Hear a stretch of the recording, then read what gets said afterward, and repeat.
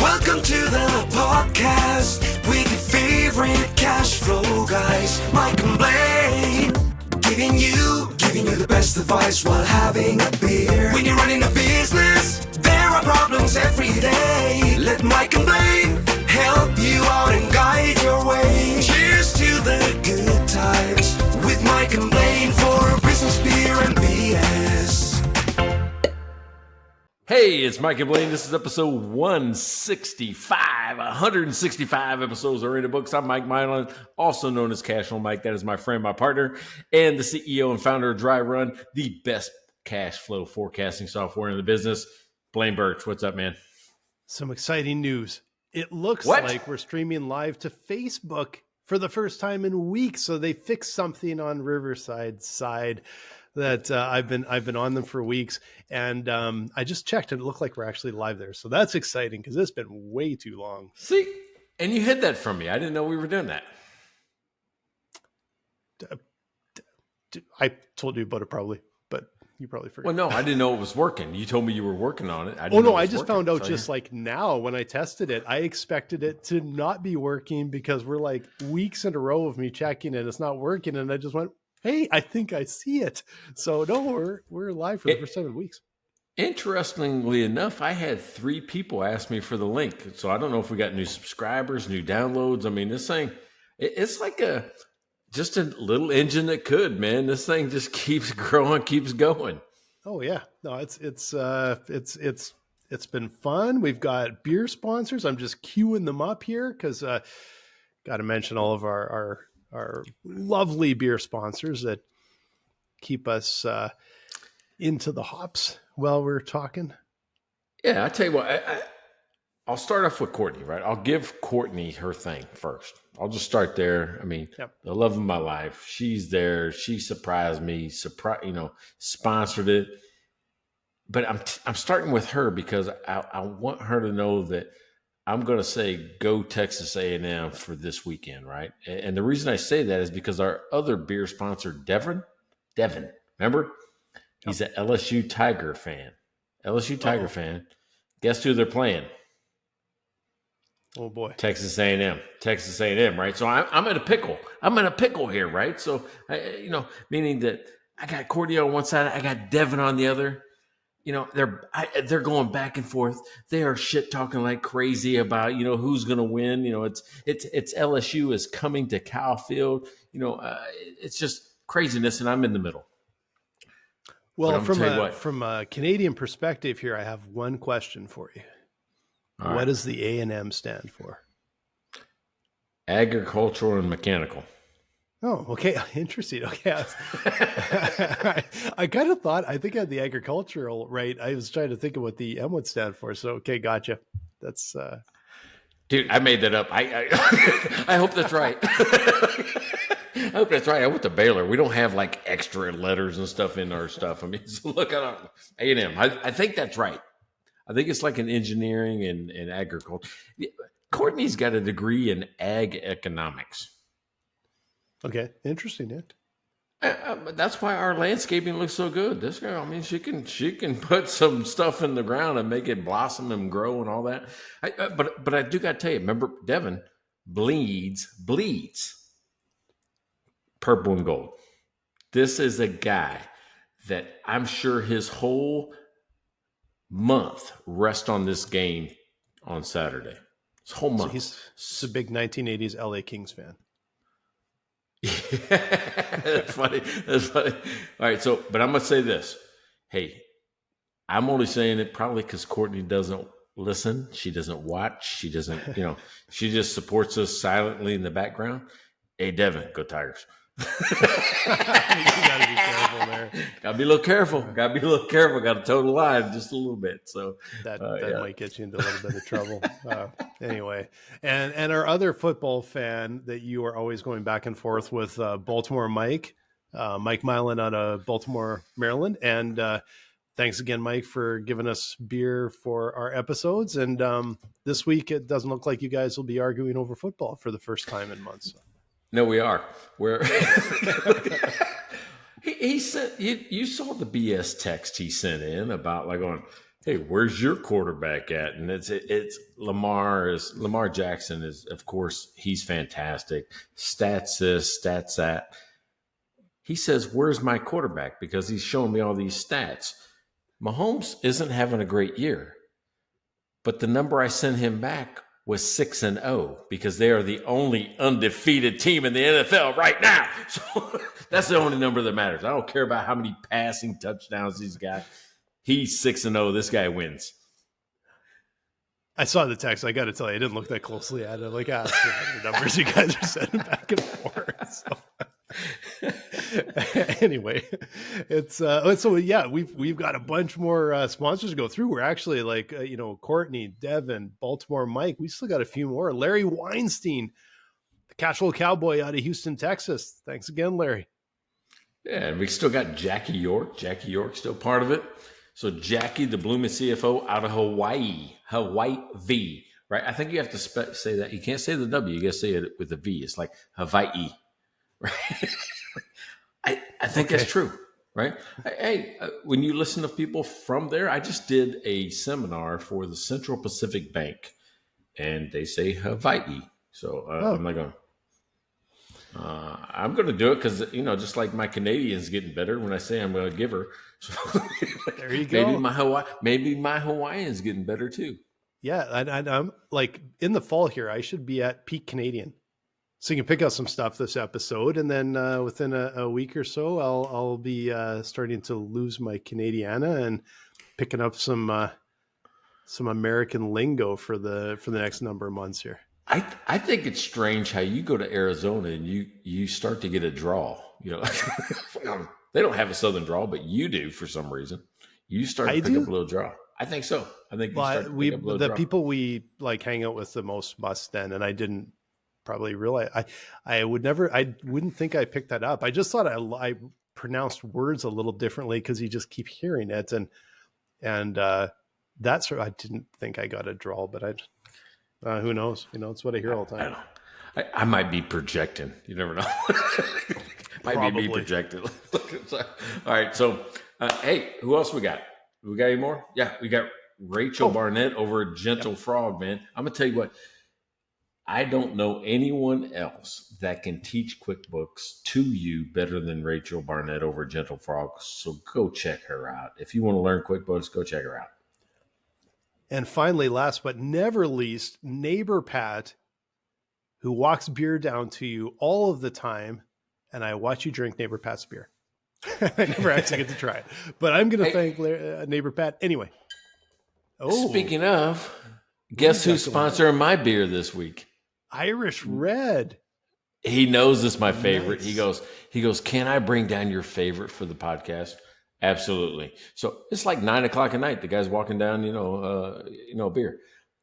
This is like gold, my man. This is gold in my house. I would love Irish Red. So that's what I'm drinking today. What are you drinking? Oh, okay. So the topic today. Now the topic it was like red flags in business, and I thought, you know what? There's nothing like a red flag in business. If you don't handle it right, it can become a mortal sin for your business. So I cracked a Péché Mortel, which I actually had probably just a couple of weeks ago, but my fridge is getting empty and I love this beer. So I just that kind of matches the episode today. And honestly, I would have come up with an excuse to drink this one anyway. So Dieu de Ciel out of Quebec, Péché Mortel.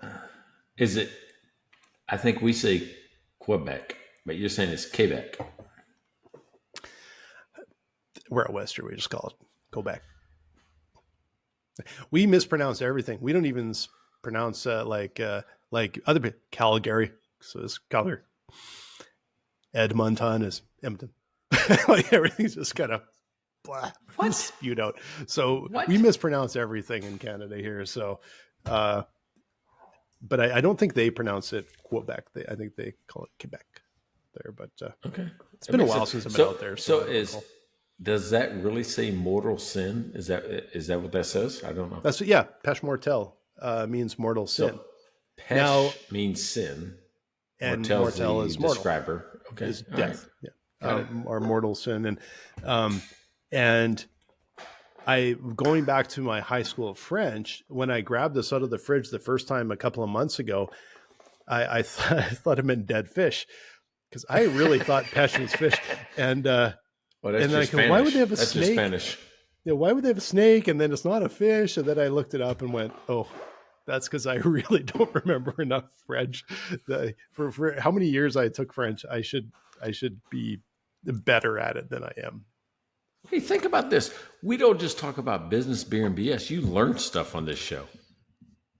This is probably the first and only thing you're going to learn today is Péché Mortel means mortal sin. There you go. So you learned some French today. So that's pretty you learned some French. Good. So, hey, so this is interesting, right? So warning signs, and it came about, I was in Denver this week, right? So Monday and Tuesday, I'm teaching at the Bankers Bank of the West, which most people don't know that banks have a bank. Right? So, think about it, right? So, I mean, the Bankers Bank of the West is the bank for banks in the Mountain West region, right? So a lot of community banks and all that, they need somebody to help them, and they pull the resources, and they do credit processing or, credit card processing. They do a lot of the big functions that some big banks already have. So they'll do it for a lot of community banks all the way through the Mountain West region. Mm-hmm. Well, part of the service they give is community bank loan officer training, right? So, and I've done that pre-COVID, and I'm back now after COVID, back doing it again. It's amazing how the bankers keep sucking me in. Just because I love the banking, right? I love banking world, and I think I'm pretty good at it. Right. But here's the thing. One of the topics we talked about was, when do you wait? They always talk about bankers saying, a banker is the guy that will sell you an umbrella when the sun is shining, but not when it's raining. Right? That's kind of the metaphor that they got. Yeah. So I'm like, okay, well, if that's true, how do I know when I've waited too long? How do I know when I'm in trouble? What are some warning signs that kick off? So I thought today, maybe you and I could just talk about, what are some signs that maybe you waited too long? Nobody can help you, right? It's one of those things like going, hey, listen. And the reason I want to do that is because I want people to understand that when they start to see some of these warning signs, red lights flashing, hey, get your shit together. You're in trouble, right? So let's help some people today. That's what I was hoping to do. Well, and I kind of want to tag on to that a little bit. It's not always that you should be waiting for the warning signs, because there's the flip side of it is when you're flush, and like you said, it's easier to get an umbrella on a sunny day from a bank. When you're really flush, that also might be a very good time to be able to go talk with the bank and say, hey, can I get an extension on my line of credit? Can I get an expansion? Can I do this? Can I do that? Because you're very low risk, right? So there's also a time where you may want to go talk with your bank when you're in a good position, because you don't want to wait till it's too late, but even wait till it's starting to get to be a bit of a tougher sell. But okay, I know you're going to go through this, because obviously there's warning signs that you can see in your financial statements. But I will say, you need more than your financial statements. You need to truly understand your cash flow, because the financial statements, the way that all of the things are reported correctly, reported for your taxes, there are spots where there can be gaps in your actual cash flow. It's like you have to read all of them sort of together and sometimes see how everything fits together so you really understand what's happening.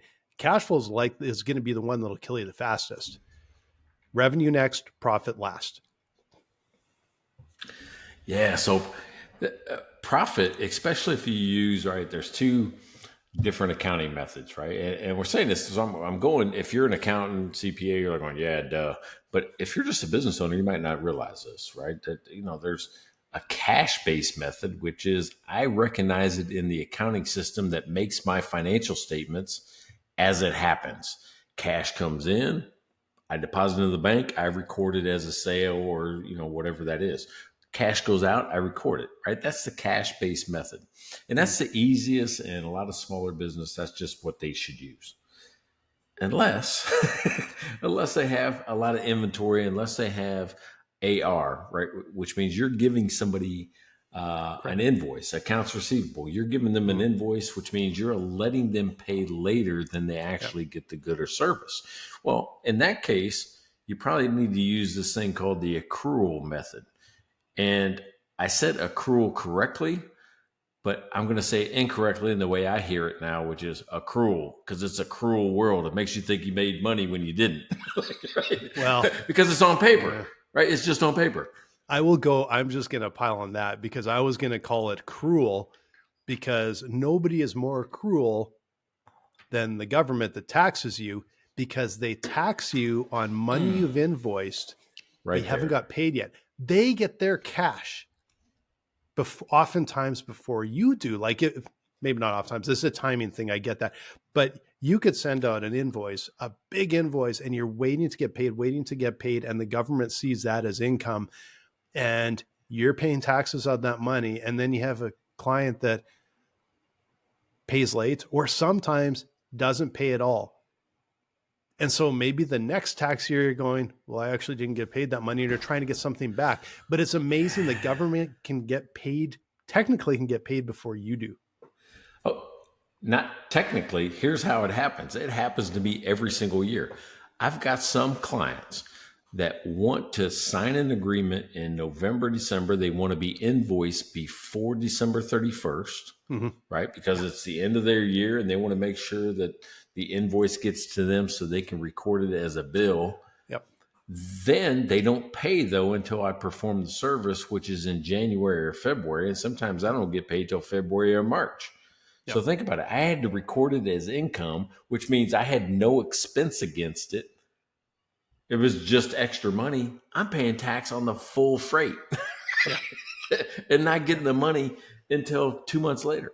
And exactly. And that one drives me nuts. That one really drives me nuts that it's, you know who does that. You know exactly what entities do that.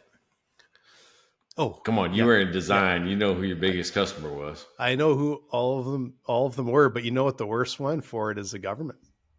That's what I'm talking about. It's always the government.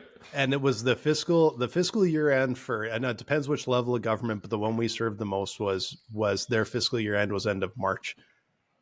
And so we're talking right before end of March. But they'll come in and they'll do that. They'll say, hey, we want to spend our money. And with us, it's not the day before.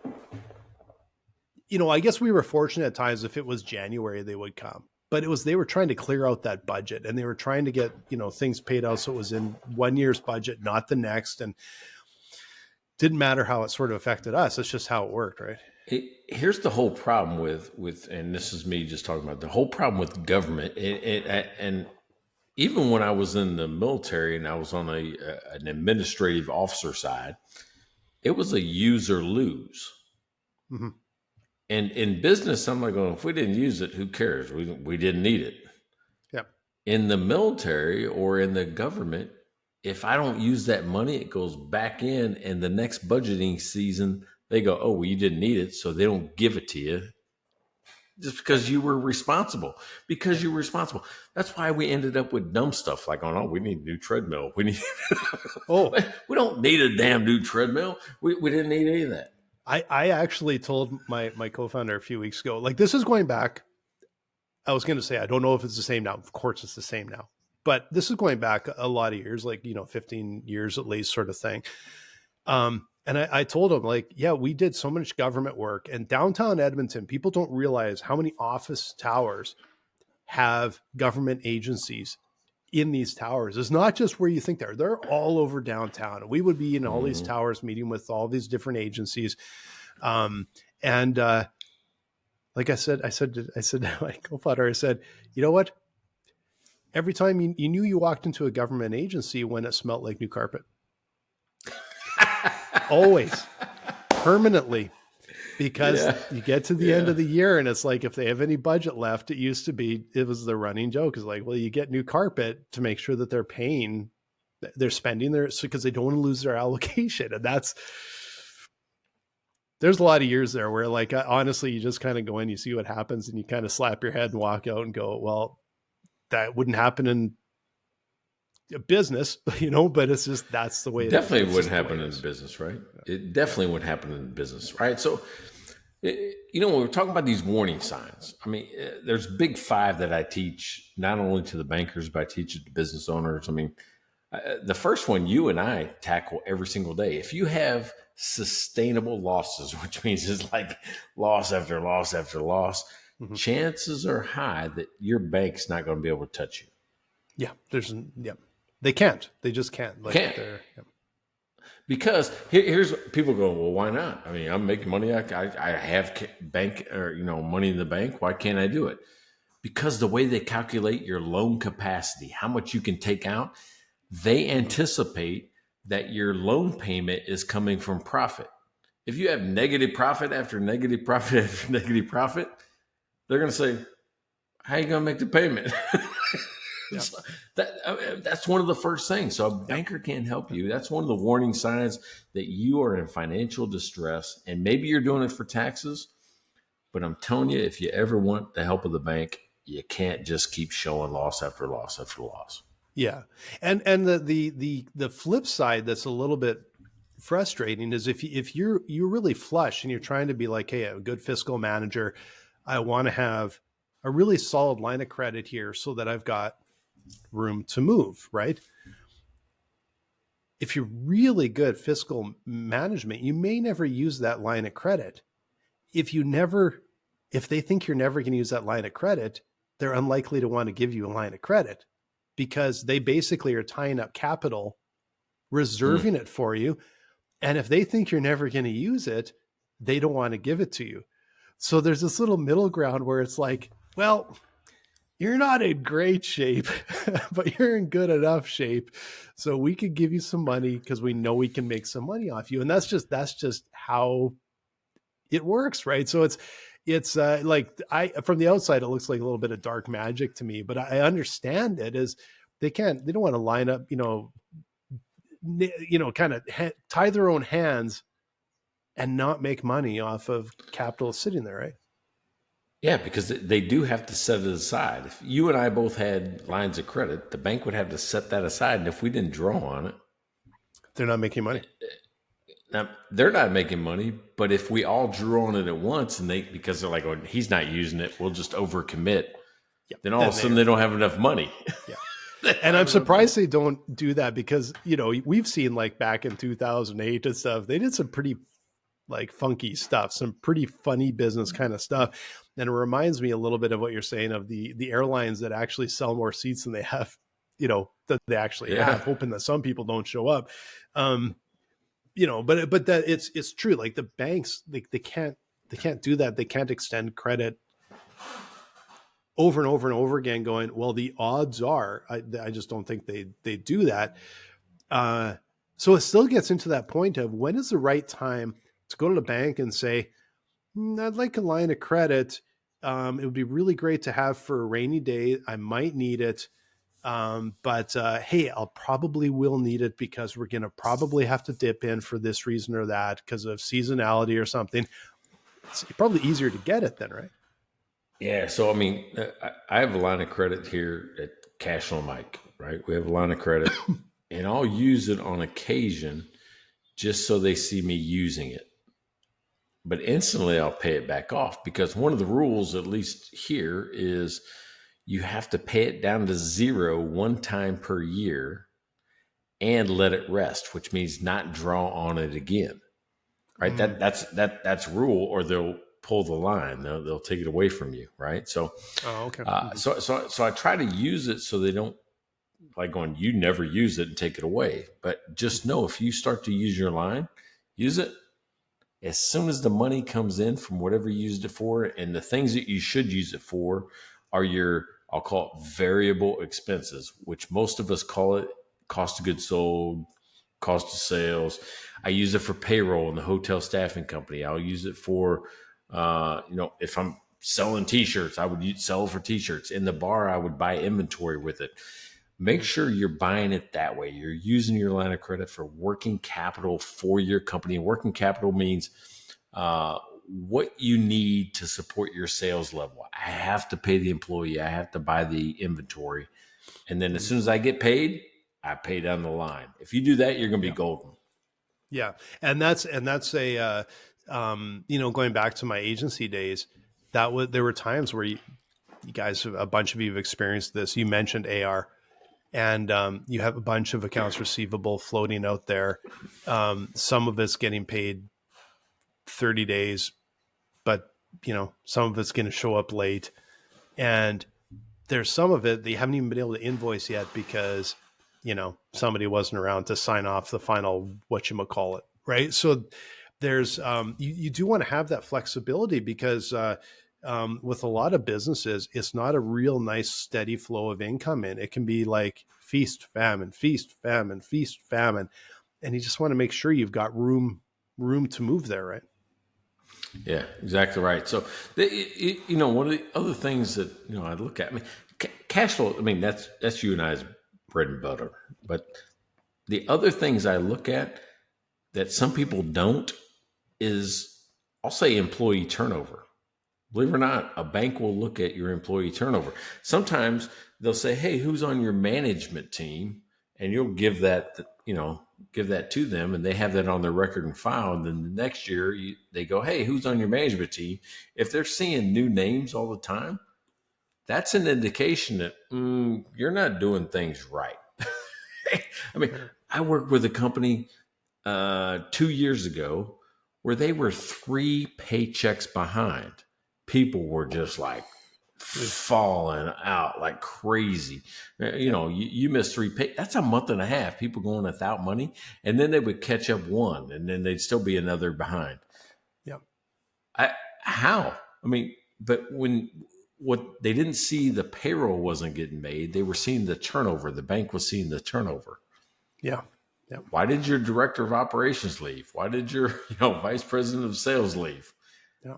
He wasn't getting paid. Right? So, that's the almost, and you hear that all the time with small businesses. It's all about making payroll. Like that's the number one thing you have to do. Like you have to make sure that your staff are taken care of, right? Or you're in big trouble. Hey, come on. How long would you stay? Larry Weinstein told me this the other day. He says, if I didn't get paid on Friday, I wasn't showing up on Monday. Yeah, no, exactly. That was the rule, right? That was the rule, he said. Yeah, I've been in business since I think 1999. And I think I was late on payroll the entire time. And I'm talking late by like a day, maybe once or twice, because I literally just didn't realize it was payday. Like I kind of screwed up and they went, hey, it's payday. Oh, shit. That was back when I was doing the checks myself and literally walking them over and handing them to people.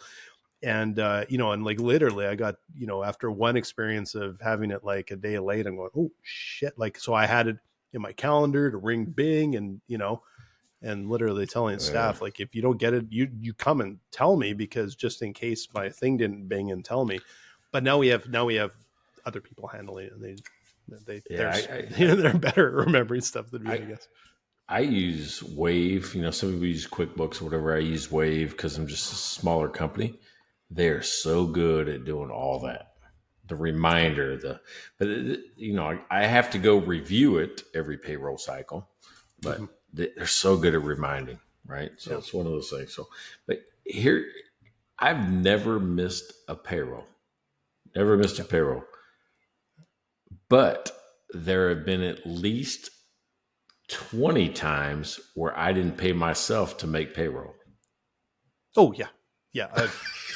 I've done that. And you know what? Virtually almost every single business owner has done that at some point, especially when they get to like a certain size or certain capacity, but not huge. There's a certain point where you have resources and capital and people taking care of that. And like, I've never, ever missed a payroll.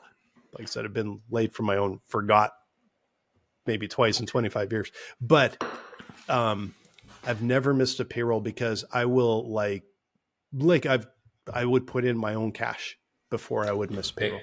Hey, that's Guaranteed. Me. That's me, right? I'm not going, I'll take no money and put in cash to not miss payroll. Yeah, exactly. That's just. And you know what? Employees don't see that part. No.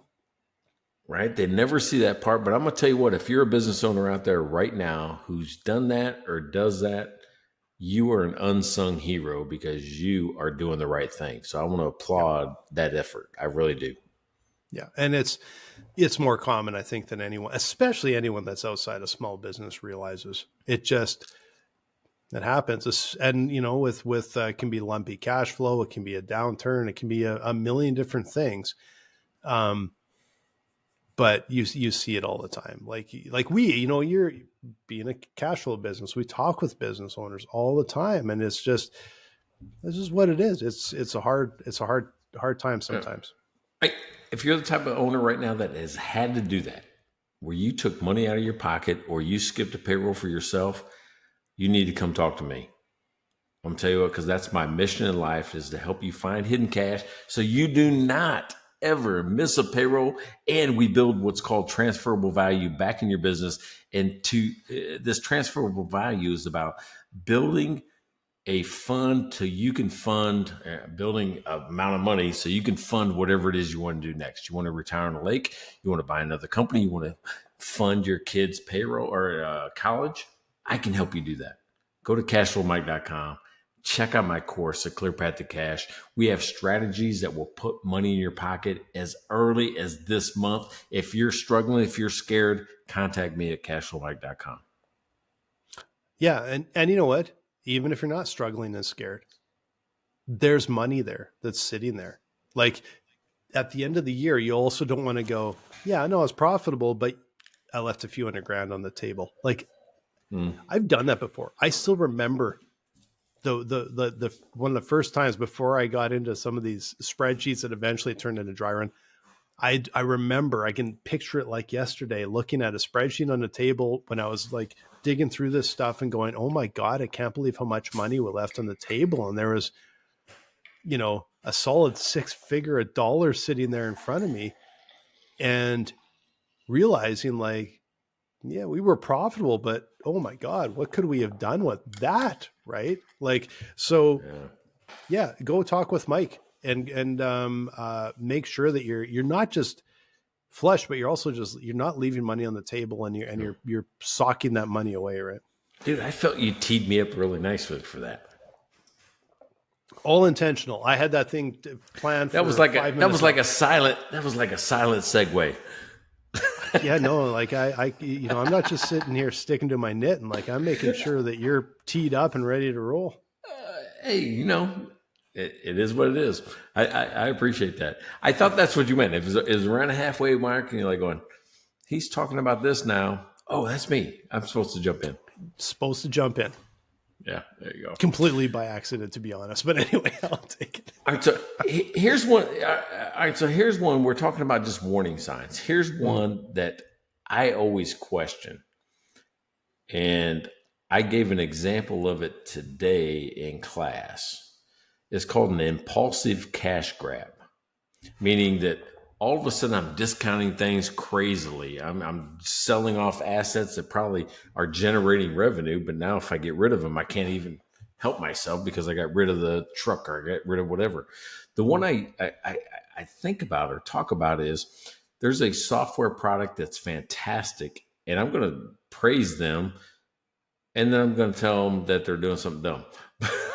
But that's me, because I don't know what's going on in their world, right? But the product they have is called Geru, Geru.com. And it is a sales funnel simulation software, right? Where you can build your whole funnel, what you do. I go from Facebook to this landing page to this, and you can say, we get 75% conversion, we get 25% this, and then I send them an email and 10% of the people respond. You can build out the whole simulation. It will build out an expectation of how much revenue, profit that you'll get off of this funnel. It's fantastic. and they have like 4 different levels. We'll say anything from $69 a month to $200 a month, right? Just different levels with different features. They also have this special going on where it's $67 lifetime. Like, think about that. Like, that's even cheaper than your cheapest monthly subscription. Now I can get it one-time payment, the $67 for the whole kit and caboodle. What does that tell me? You need cash. That you're willing to just let me use this thing forever for 1 month subscription. Does that make sense to you? Yeah, I've seen the model before. Sometimes it's about cash, but actually with early stage companies, a lot of times it's for you need people talking about you, and you need referrals, and you need reviews is a really big one. You want to be able to get reviews and all that. So if it's a fairly young product, it may be cash. It's not. I bought the lifetime 5 years ago. They still do it today. I think it's part of a business model. Yeah, it's a tricky one. It's a tricky one, yeah.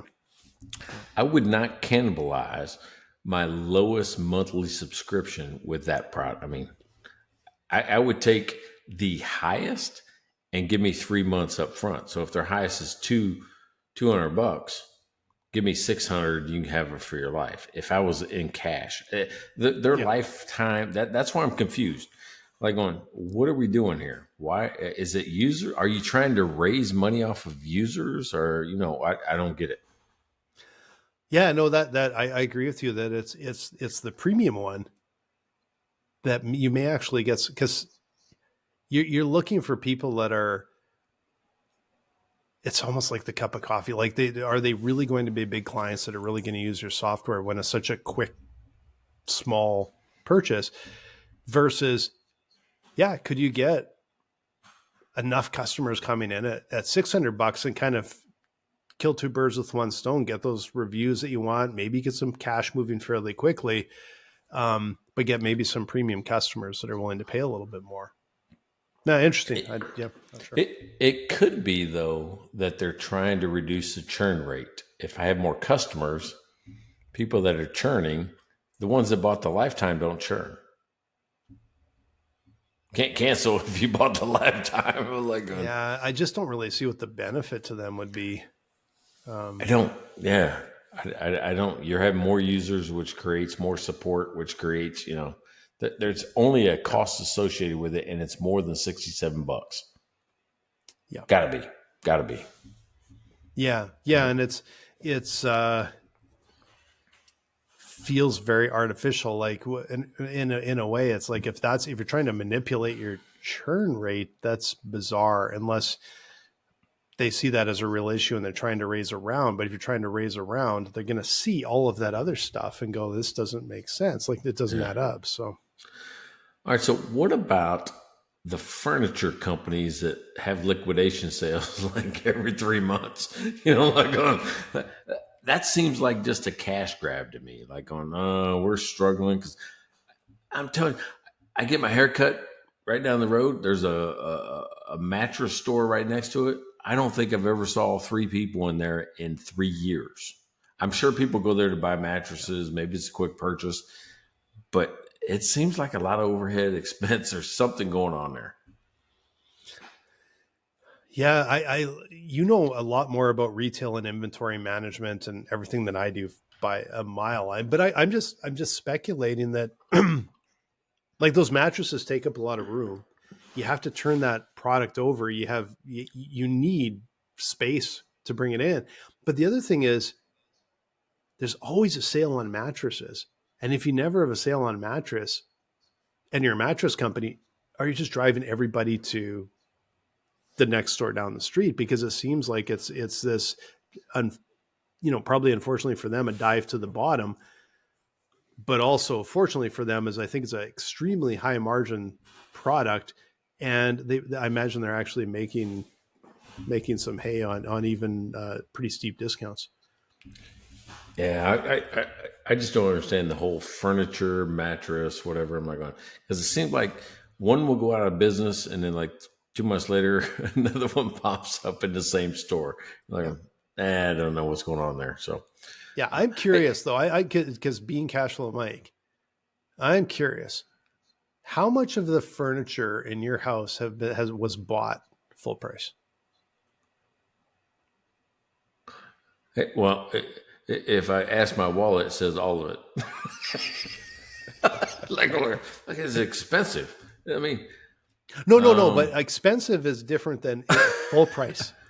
Like, I don't know, 20%, 30%, maybe.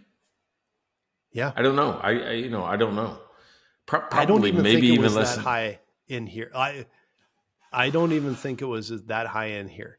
Like, I like a deal, and like it's not. I'm not talking about whether it's expensive stuff, but could I get a deal on it? Like, could I get a bit of a little bit of a break? Right?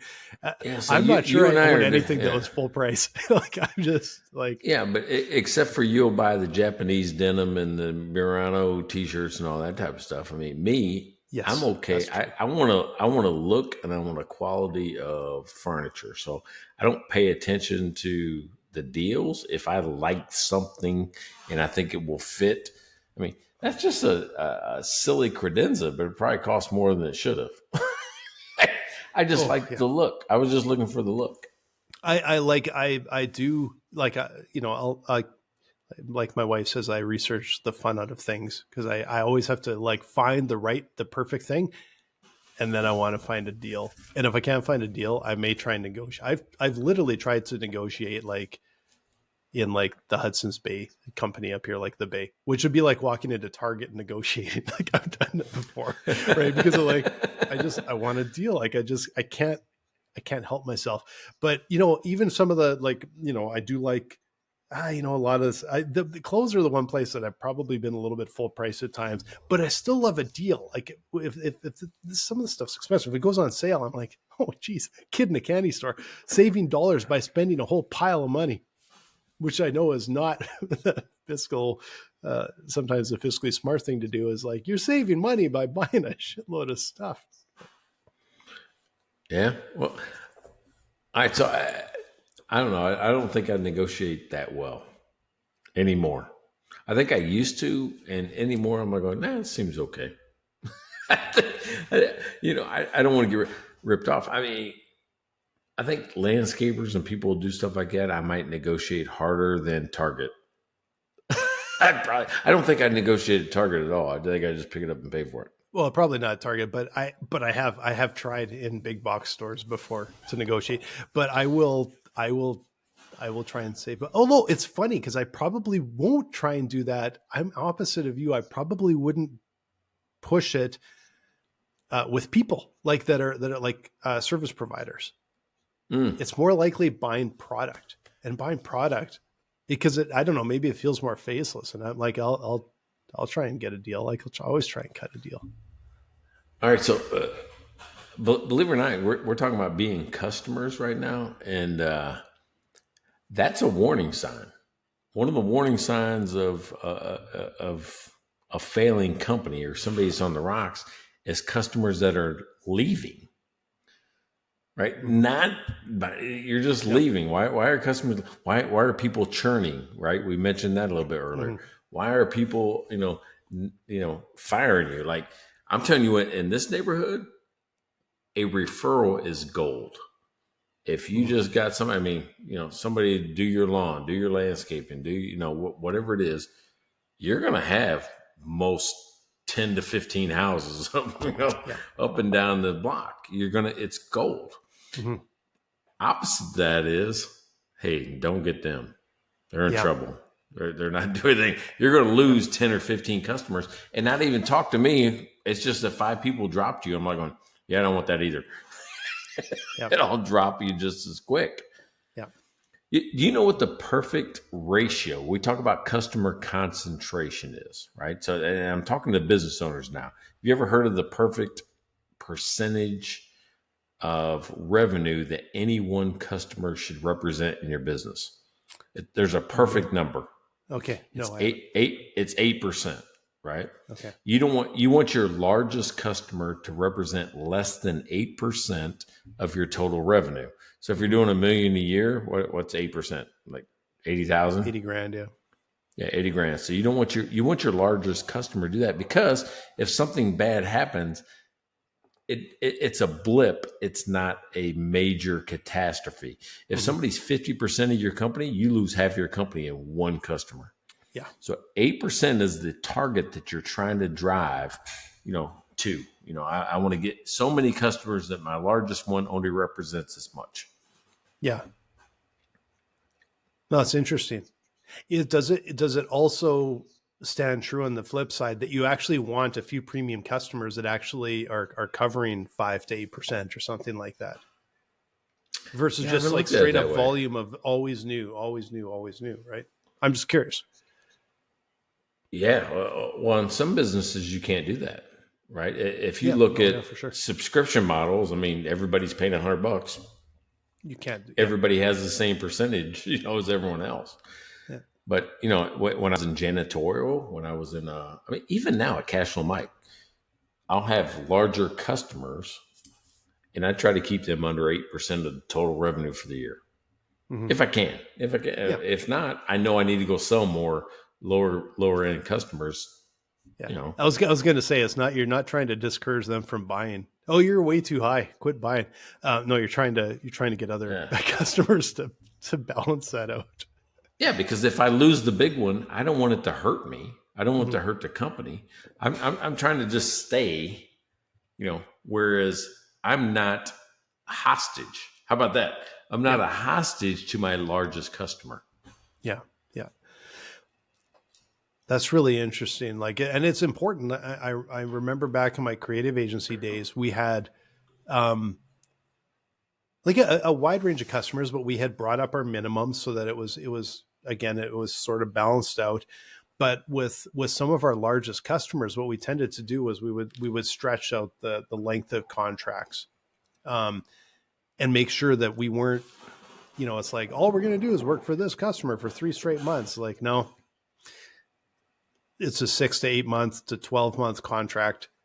And you actually smooth that out, because you need all of those other customers. You have to serve all of those other customers. You have to make sure not all your money is coming from one customer. And so it was, I don't know I have no idea what the percentage was. Now I would go and probably calculate that and go, was it 8%? But I don't really know.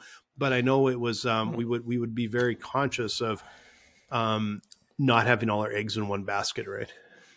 Yeah. I mean, I don't care if you're selling Fadiddle hoppers or if you're selling, Kodak pictures or whatever it is. That's better than the last few weeks. That was pretty good, I think. That was all right, yeah. But I mean, you're right. You don't have to. I don't want people to obsess over 8%. That's the perfect. That's the goal, right? That doesn't mean that's what happens. But when you look at it, you have less risk in your company where one person controls your destiny because of that, right? Yeah. And speaking of destiny, and I brought up Kodak. I mean, how many times have I talked about Kodak? And what they did was they missed the mark, and it was, and they should have seen it, because it was flat and then declining sales. Why? Because they let the market move past them, away from them. Right? Digital cameras came into play, and they ignored it for 5 or 6 years before they decided they had to do something about it. It was too late. It was too late. The market had moved past. Yeah. You know what I saw the other day? I don't think it was Polaroid, but it was literally a Polaroid type camera. I don't remember even what brand it was, but it was like everything is old is new again, where it would actually give an instant physical photo. Now, I don't think this is a big widespread product. It was in just some shop that they had this, but I kind of laughed. I'm like, well, that's kind of funny. Actually, it's come back. There's some company that makes them for kids. They're like pink or purple or whatever cameras, and they go, and it'll pop out. Might even been that, yeah. Could have been. But it's not the same size Polaroid. They're like a quarter of the size. It's like smaller, like miniature version. Oh, and I'm seeing this camera was huge, and it was big and bulbous, and then had it was a pretty big picture that came out, because I do remember, I'm like, you would carry that around as a big ass camera, right? no, this thing that I bought it for my girls, like $40-$50. Where they get you is it's like $25 for the pack of the film. Oh yeah. That's yeah. But then I had to get the wire that goes across the walls and the clips so they could hang it. And I'm like, that was a thing for a while. Right. So man, yeah. There's a whole economy around just Polaroid camera. Yeah. Or that type of camera. I still remember when film, there was a year where it basically flipped over. So there was digital, but it was a point where it was good enough to flip over. And it was when I was in university and I was actually taking, because I was a design major, and I was taking some photography courses, and we had we had photo studios and we literally had a dark room, and we would do all of our own film, all of our own printing, all of our own everything. And I had a really nice film camera that I used. And then I had this little window and I'm like, man, I better sell this camera. And then I didn't. And 6 months later, it was like, no, you can't sell it. It had just flipped just like that. And suddenly film cameras were completely worthless. It felt like overnight. Yeah. Probably like this show. I guess flipped over is completely worthless overnight. It's just there's it depends how strong the beer is. There's some point where it flips right over. It becomes completely useless. All right, hey, we got 100 actually, so 9.5. Yeah. He doesn't tell me what it is. It might be 25. I mean, the way I know. Yeah.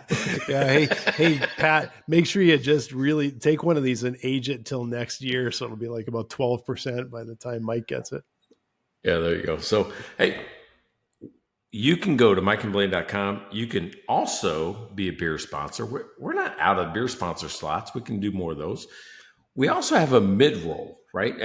I know you don't probably know about this, but you can actually sponsor this show in the mid-roll. Just contact us. Instead of talking about dry run, instead of talking about cash flow, Mike, we will talk about you in the middle of the show. And I'm telling you, it's fantastic. It's better than the beer sponsor. Come be a mid-roll sponsor and you'll like it. Comment and Pat just wrote 8.7. That's on the chat. Said? So, is that what he said? That's a little heavier than I thought. Good on you, Pat. Like, age that sucker a little bit and give Mike something really heavy, but that's got a little octane to it there. So that's why I said it's like 25. I don't know, something. Yeah. Nice. That's good stuff. So yeah, make sure you subscribe, follow, like, all the rest, and don't miss an episode. And we're here every week, except for if you're watching live here. Next week is one of the very few weeks out of the year that we're not recording live. We're gonna upload kind of like an old favorites episode. I don't know, Mike, if you got a favorite. But because we're both traveling next week, Mike's in Cabo and I'm heading down to Scottsdale, so we will circle back. The following week, the first week in November, we'll be live and kicking, and I hopefully won't have to wear a heavy sweater. I would hope not. It'd probably be 100 when you get down there. I'm hoping. Let's hope so. I could use some of that. Hey, good to see you again, man. We'll see you in a couple weeks. Check out their website at mikeandblaine.com. Then subscribe to the podcast and buy these guys a beer.